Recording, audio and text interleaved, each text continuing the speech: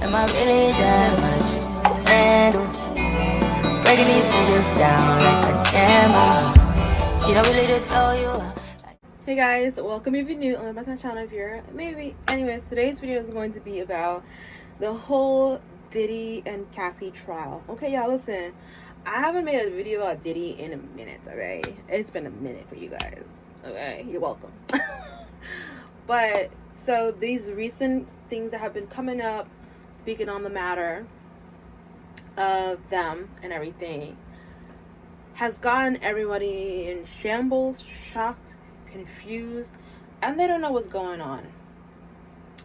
So there are people who are actually going to tell us on what's going on, a little update on it. I haven't really been keeping track on it. I just been seeing on TikTok, personally speaking.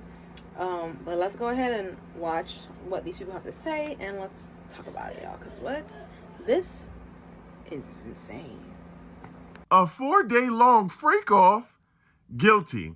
Diddy is guilty. That is insane.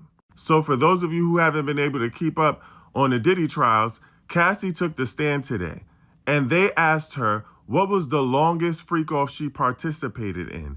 And she said 4 days long, leaving her needing to recover from dehydration and that stuff that they was using. Y'all thought y'all was out here doing something with them honey packs and them perkies, but 4 days long? It feels like elderly abuse for me to have to stay up past 11 o'clock at night. Okay? After 11, if I'm forced to stay awake, that needs to be reported to somebody. Now imagine having to be a participant at one of those parties for 96 hours. That is criminal. That is heinous. Lock him up and throw away the key. Lock him up and throw away the key. Jail! 4 days? Hold on. Did I hear that correctly? 4 fucking days?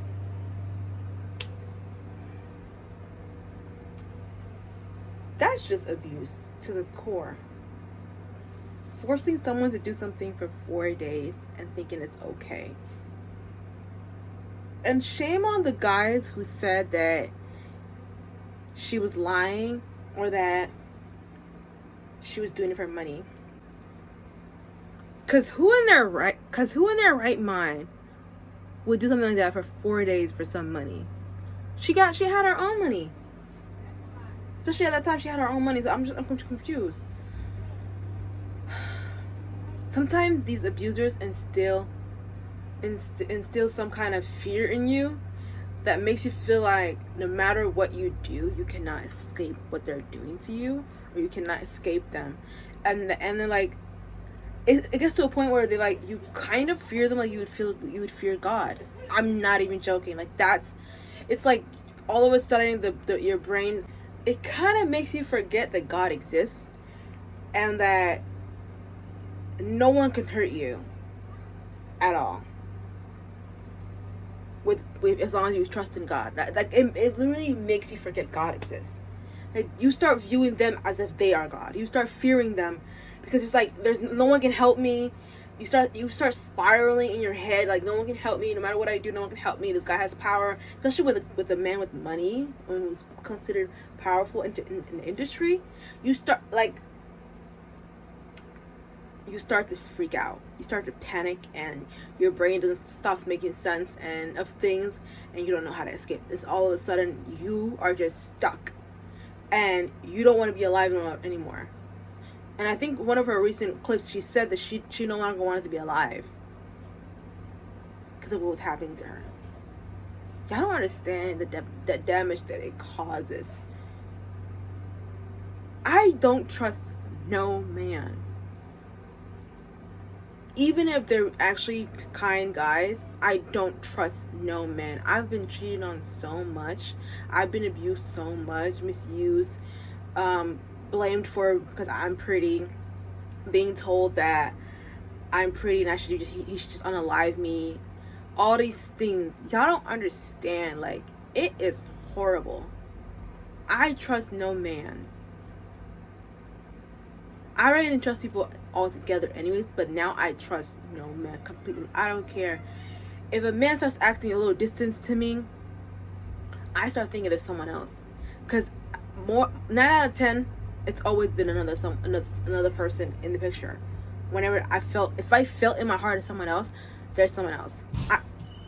I wouldn't even be doing anything to anyone. Like, you know how they say, oh, cheaters would know that they would. If someone accuses you of cheating, then they're the ones doing it. No, I would accuse because I experienced it, and I feel like that's what's happening right now. And I feel like there's a reoccurring, like a deja vu moment for me, and I start panicking. That's what it is.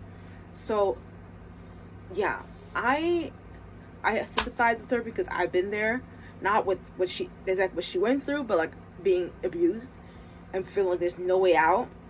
I sympathize with her 100%, and I just think it's so sad.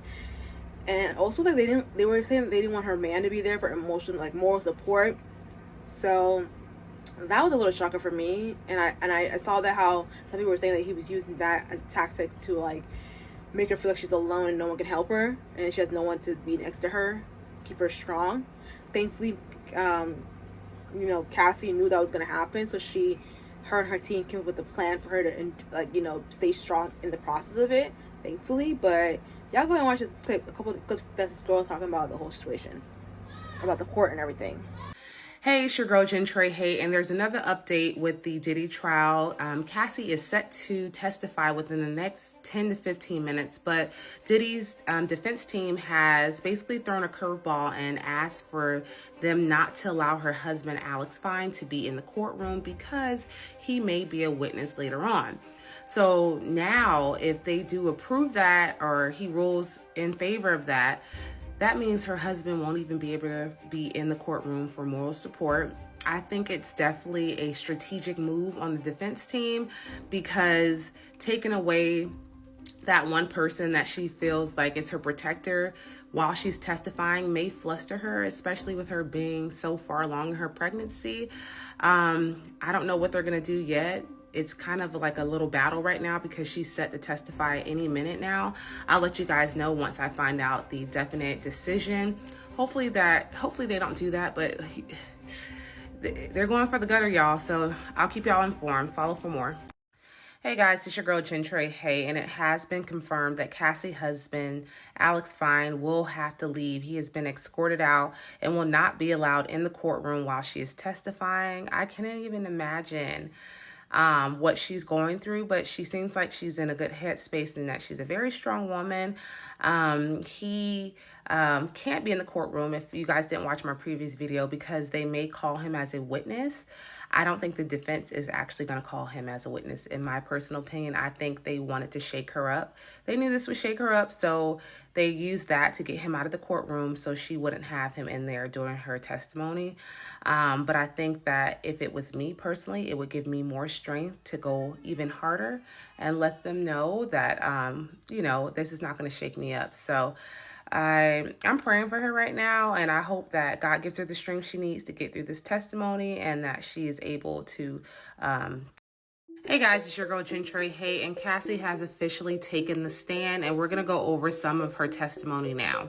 All right, so from the witnesses in the courthouse, it says that Cassie Ventura was called to the witness stand, and she was wearing a brown dress with a snug-fitting dress showing off her pregnancy bump as she takes the stand. I already showed you guys a picture of what she looked like, so go back to my last video if you didn't see what she had on. And then they motioned her to come sit down, and obviously everybody could see that she's pregnant in the room. Cassie then went on to testify that she was only 22 years old when she was first introduced to Diddy's freak-offs, and she really felt like she didn't have much of a choice after a while, because she felt like she could get blackmail or that he was going to be violent at some point. You can go ahead and pause and read if you want to see exactly what she said, but basically she was scared. She went into detail about how their relationship was over the course of 10 years and how, there was physical abuse. And as we saw in the video, different things showing evidence that he, had physical altercations with her on a frequent basis. Go ahead and pause and read if you want to see what she said exactly. She also mentioned that, she was starstruck when she initially started dating Diddy. She was 19 years old, and she signed a contract and a 10-year album deal. And, you know, obviously, no, she had a successful career for a little while, but with everything that went on, you know, it wasn't really worth it.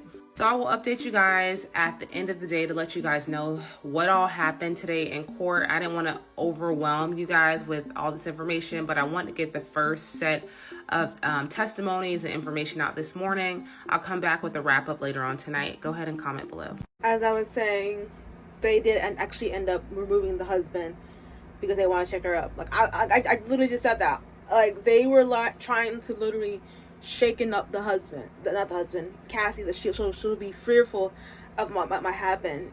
And honestly, I'm so happy that they knew that was gonna happen, because they want to make her feel so alone and small, so that she cracks and that she gets that, like, her testifying won't be viable. So that being said, guys, where do you think this is gonna go? I think it's gonna get worse for Diddy, personally, and I hope it does. And I feel so bad for Cassie once again, not only because she went through this, but because she's also pregnant and literally about to give birth any day now. I'm so happy that she did it when she did. She is getting this out of her system so that when she has her baby, she can just relax. We are praying for Cassie to have a speedy delivery, a speedy recovery, and a healthy baby, okay? Like, that's so sad. And then for her man to be there for her, holding her hand while she gets to the courthouse, and just being there for her and giving her the safe space to be able to speak on this. Like, I would love it if in the future, if I do decide to be in another relationship, I don't think I am, but if I do, that my future husband would allow me to speak on my pain and with him, and not use it to weaponize it and harm me, you know. That's one thing I'm always scared of, is when I open up to a man, I just feel like he's gonna use whatever I speak, tell him about my past, against me. So for her to have that loving man, gorgeous man at that, to be there for her and support her through this hard time, is a blessing. And he takes good care of her, clearly, because I mean, a woman to have 3 kids for a man, that means clearly she's happy, okay? I'm glad that she didn't end her life when that was going on. I'm glad she stayed alive so that she can have these beautiful kids. And, you know, Cassie's story is another example of, just because you've been through hell doesn't mean that you will not rise up like a phoenix and have a better life. That's why I always believe that even though I'm going through a storm, there's always better days coming. Yes, I might cry in the present. Yes, I might feel sad, and I might feel not wanting to be alive. But I've never actually fully committed.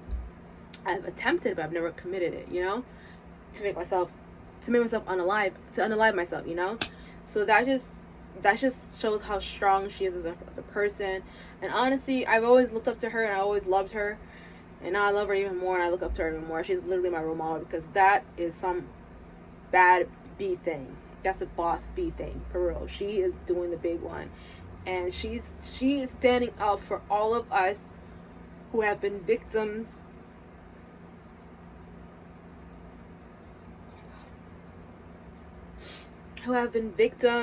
of domestic violence, and we're always seen as the bad guy because we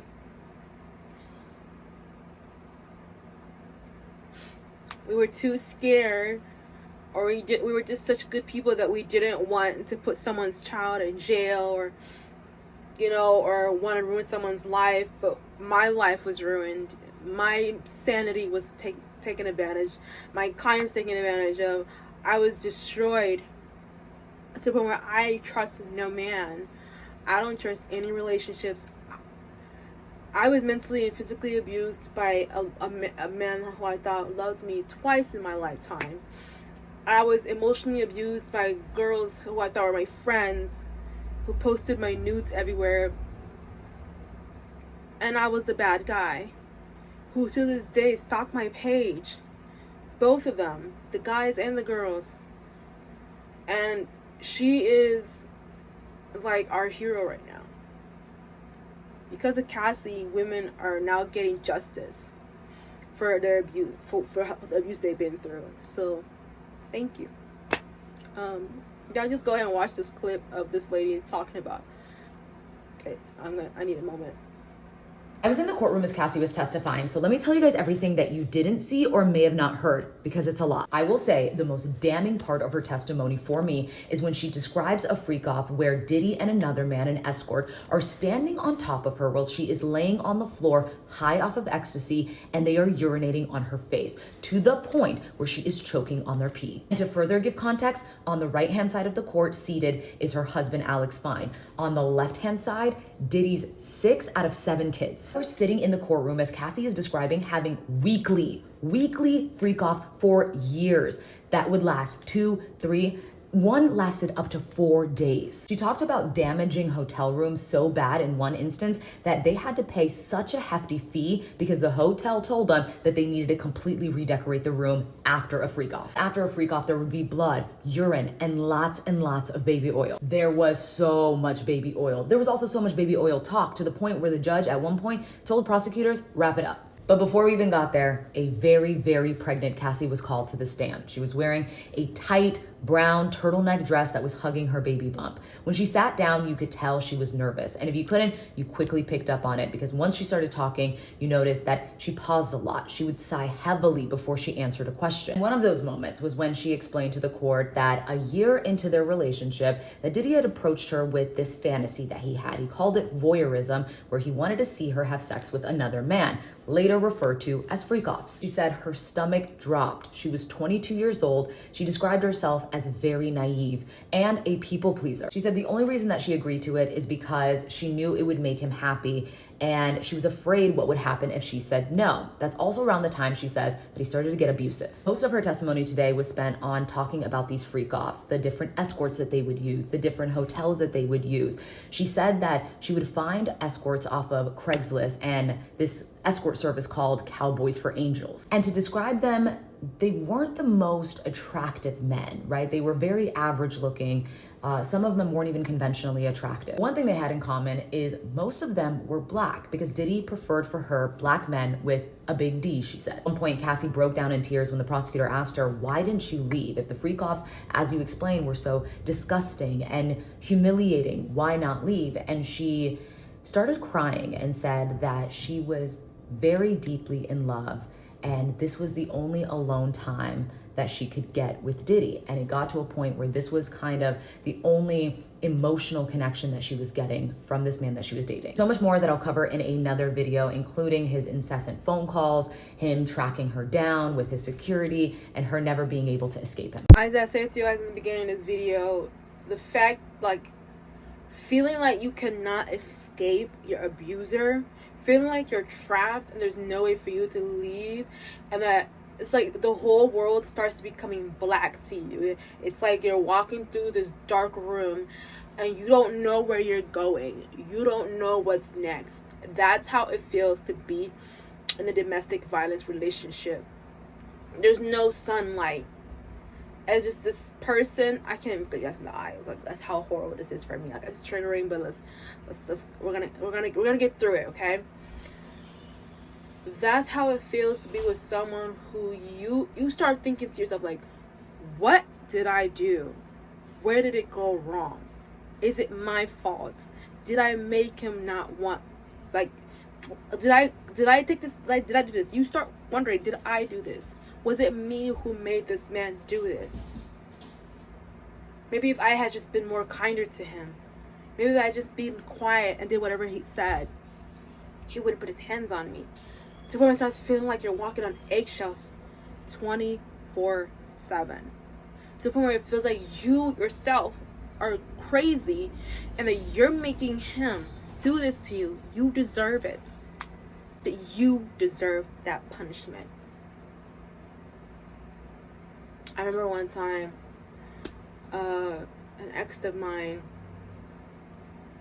we were fighting so much. It was so loud. And then after we were arguing, he ended up essaying me. I was pregnant. He shoved my head into the couch, bent over, by the way, and SA'd me. I was telling him to stop screaming.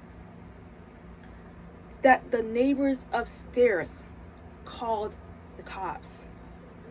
And because I didn't want to cause his mom any more pain, because she already had her husband in jail, her kids got taken away by CPS because her daughter reported it, that they're being abused, and that her brothers, the guy I was married to, religiously married to, of course, and his brother touched her in the wrong way, and that the stepdad also tried to do something to her, so she reported it to the school, and the kids got taken away. So I was already, his mom was already in pain from that, not having her kids, not having her husband. I didn't want to take away her son too. So I know when the cops were speaking to me, I was scared. I didn't even do most of the talking. He did most of the talking. He joked about it and was like, you know, when you guys are being really loud and you're having sex and it's loud, you know, and the neighbors can hear it, ha ha ha. And the guy was like, oh, okay. And then the cop was like, what about you? How do you feel? And I was like, yeah. Like, I was nervously laughing, but really I was like hurt. And I wanted to tell the cops, like, yes, he was hurting me. Take him away. But then this when Cassie said she was a people pleaser and she wanted to please him. That's how I felt. I was doing it for her. I didn't want her to go through any more pain. And that's what happens when you're an empath. But that happened to me. To this day, it haunts me. It literally haunts me. And during that act, he told me, this is what you wanted. This is what you wanted. I'm like, what? It's not what I wanted. I just wanted my partner to not be gone for fucking 10 hours a day. Going to work for 8 and then not come back till midnight because he's hanging out with his friends. I just felt like, what's the point of us being together if you're never home? You know, trying to break up, but he was not having it. So when she said she was in love and that was the only time that she could spend time with her man, I understood it. If I didn't shut up and just take it and just, you know, be quiet, I didn't get to see him. And I was like in semi-love. Like, I've never been like truly in love with a man until recently. But like, I was semi in love with a guy, and that happened to me, and there was nothing I could do about it. I felt trapped because he literally had in our house. And whenever I tried to leave and just go for a walk and I did with him, he was standing in front of the door. Mind you, I'm 5 foot. He's like 5'10", 5'11", taller than me, and big and broad. I could not move that man out of my way, and I was pregnant. I could not move that man out of my way.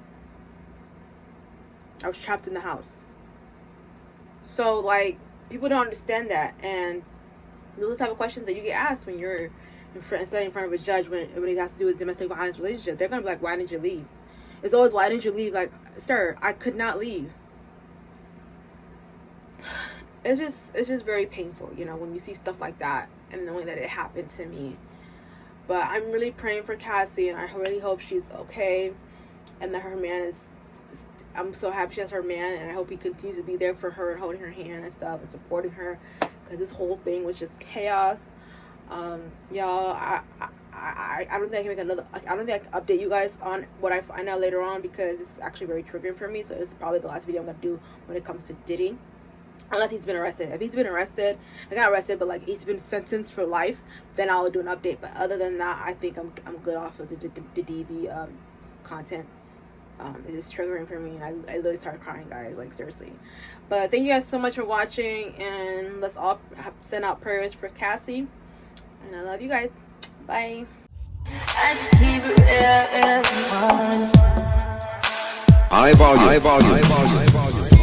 Am I really that